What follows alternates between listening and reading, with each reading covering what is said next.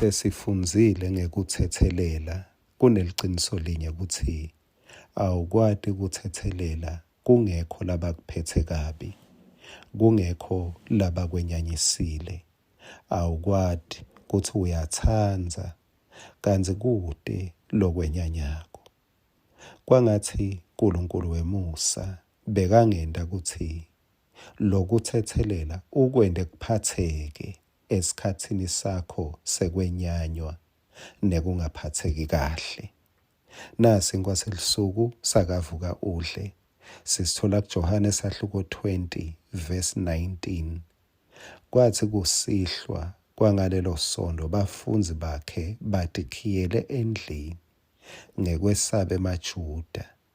Jesu wefika kubo bambona aseme emkhathini wabo, wathi kuthula akube kini. Masilandzela lendzaba kumbe sitawuphindze sibone ukuthi Jesu wabese uthi uyabathuma. Ngalamanye amagama bese kufika isikhathi ukuthi baphume la bebatikhiyele khona. Ake sesinakeke. Kepha-ke ngicale ngekubuta nje ukuthi ungenda njani wena? Sewuvukile ekufeni kumbe kunebantu bakubulele vele. Sewuyavuka ekufeni bebathi bayakulaya. Uvuke ekufeni. Mina ngiyathi cabanga. Kumbe ngingafuna imoto tidelese, tihambe tihutha njengasemshadweni. Ngikumenyetelwe, bangibone bonke netitha tami. Tibone ukuthi la betithi tingivalele khona sengivukile ngiphumile. Kepha Jesu akunjalo. Esikhundleni sekuthi atibonakalise kubantu labaningi ende nemimangaliso lemikhulu, wakhetha ukuthi ibonakalisa kubantu labambalwa, wakhetha ukuthi ibonakalisa in a private way. Akazange atibonakalise ticukwini, akazange enda nemimangaliso lemikhulu kunalena bekayende angakafi. Lokhu kusho ukuthi ithoba ngisho emva kwemangaliso. Bekungaba njani? Lowo moya bewukhona kuKristu bekhona nakithi. Nangesikhathi sekwendeke lokukhulu. Yebo, fakaza.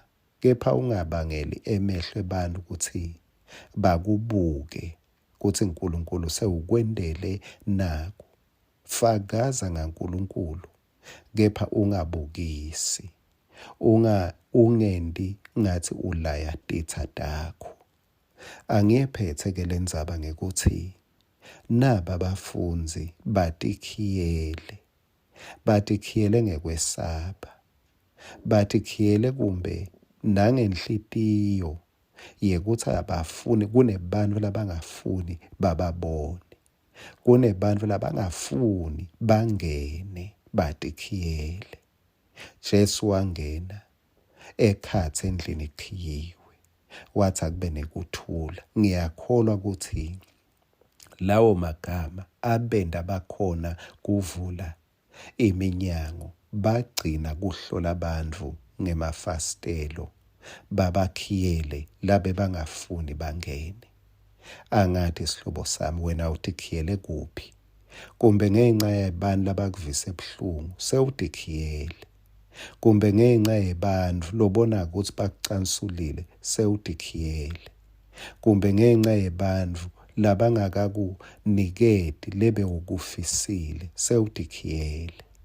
Kwangathi Jesu lo wangena kuvaliwe, wase ubaniketa kuthula nesibinzi, bakhona kuvula.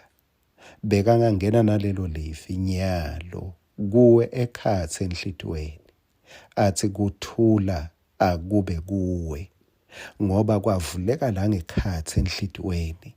Utawukhona kuvulela labangaphandle lebese ubahlola ngemafastela. Lebese uthi ngisho ubuka licingo uthi ungabona kubhanyati inombolo yakhe. Ungatihluphi ngabo. Kuthula akube kuwe. Amen.